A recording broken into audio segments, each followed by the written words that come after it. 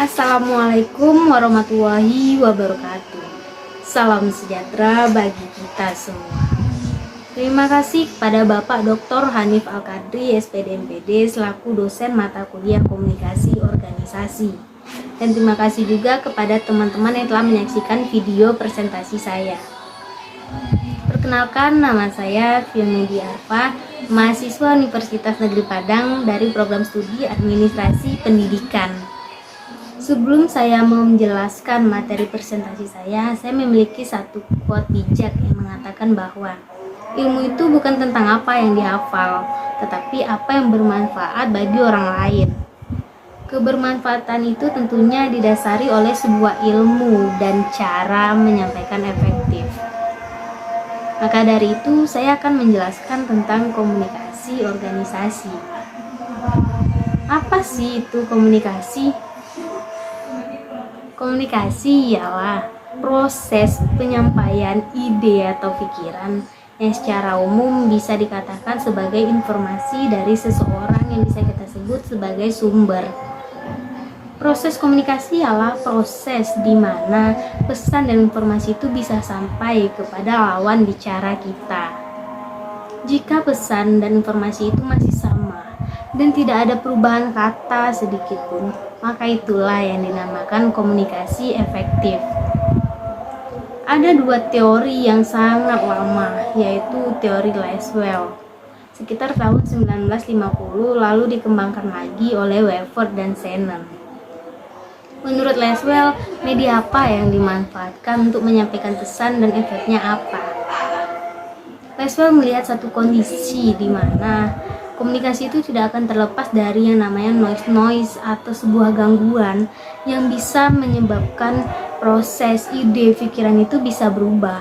Maka dari itu perlu diwaspadai oleh komunikator khususnya dan komunikan agar pesan itu bisa sampai dan sama, agar komunikasi efektif itu terjadi. Itu adalah dua model yang saat ini masih itu, lalu dikembangkan lagi, dibenerin lagi, diperbarui lagi, tetapi isinya masih sama. Dari dua model Wever dan Shannon tadi, ada satu proses yang dijelaskan oleh Robin. Kita contohkan saja seperti dua pohon yang sangat besar. Pohon pertama ialah komunikator atau pengirim pesan. Dan di antara dua pohon ini terdapat sebuah proses gangguan dan umpan balik yang akan diterima oleh pohon kedua, yakni komunikan atau penerima pesan. Kegiatan komunikator ialah mentaizen pesan untuk dikirim kepada penerima pesan. Komunikator itu wajib mengetahui tentang apa pesan itu, bagaimana pesan itu, kepada siapa mengirim pesan itu, bagaimana karakter penerima pesan, bagaimana kemampuan penerima pesan, dan bahasanya. Jadi, kita tidak bisa seenaknya saja dalam memberikan sebuah informasi.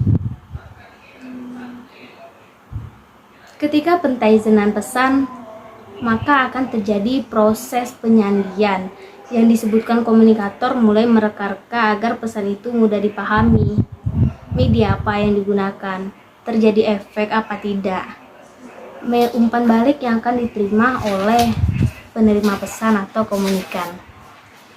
Di sisi lain, komunikan juga mengalami suatu kondisi di mana dia sangat bingung bagaimana cara menerima pesan tersebut.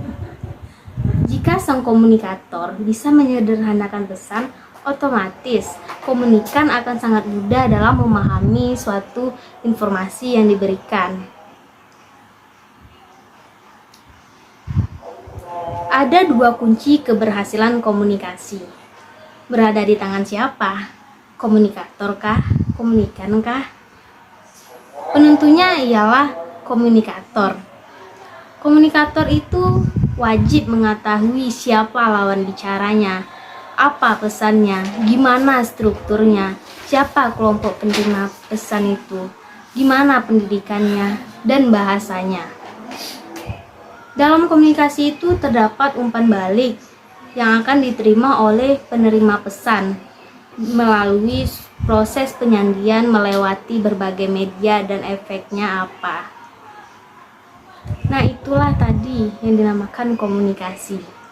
Kita lanjut ke unsur-unsur komunikasi. Yang pertama ya adalah siapa dan apa saja unsur-unsur komunikasi. Terdiri dari komunikator atau pengirim pesan dan sumber informasi. Komunikator yang pintar itu yang mengetahui siapa lawan bicaranya dan senjata apa yang akan dia bawa agar pesan itu bisa sampai kepada penerima pesan. Yang kedua, pesan itu sendiri. Menurut produk aktual dari proses penyajian, komunikator itu seperti teori ilmiah, yakni seperti tulisan, gerakan, verbal, ekspresi wajah. Jadi komunikasi itu tidak hanya berupa kata-kata. Yang ketiga adalah saluran, yaitu perantara atau media. Kita contohkan saja begini, ketika kita ingin memberikan informasi kepada orang yang sangat jauh jaraknya dengan kita, maka kita akan memberikan informasi itu bisa melalui sebuah handphone. Yang keempat ialah komunikan itu sendiri. Ia menjadi objek atau sasaran dari pesan yang akan dikirimkan. Yang kelima adalah gangguan, yaitu hambatan dari komunikasi yang dapat mengacaukan interaksi orang lain. Yang keenam ialah umpan balik, yaitu sarana pengecekan apakah pesan itu telah sampai dan sesuai dengan apa yang ingin disampaikan oleh sang komunikator. Kita lanjut ke tujuan komunikasi, yaitu untuk membangun pengetahuan, membentuk sikap, pendapat, tingkah laku dari orang lain atau sekelompok orang dalam rangka merubah proses, ide, pikiran agar ada efek tertentu, yaitu berubahnya cara berpikir. Proses dari komunikasi itu yang paling penting ialah dapat merubah wawasan dan pengetahuan kita. Kita lanjut ke fungsi komunikasi. Yang pertama ialah sebagai sarana ekspresi, aksi, interaksi, nilai-nilai manfaat, keleluhuran budi dan budaya. Yang kedua, proses, aktivitas, pengembangan, kreativitas, inovasi, dan pengembangan pengetahuan. Ada juga tujuan dari berkomunikasi. Yang pertama, mengubah persepsi sikap atau tingkah laku, terutama persepsi sikap atau tingkah laku orang lain. Yang kedua, dijadikan sebagai alat menyatukan aktivitas organisasi yang akan muncul peraturan, persepsi, dan SOP. Yang keempat, untuk mendapatkan tujuan dari lembaga atau organisasi itu sendiri. Yang keempat, sebagai sarana penyaluran kepuasan diri sendiri. Sekian presentasi dari saya. Semoga presentasi saya ini dapat menambah wawasan kita semua. Dan apabila ada tutur kata saya yang salah, mohon untuk dimaafkan. Wassalamualaikum warahmatullahi wabarakatuh.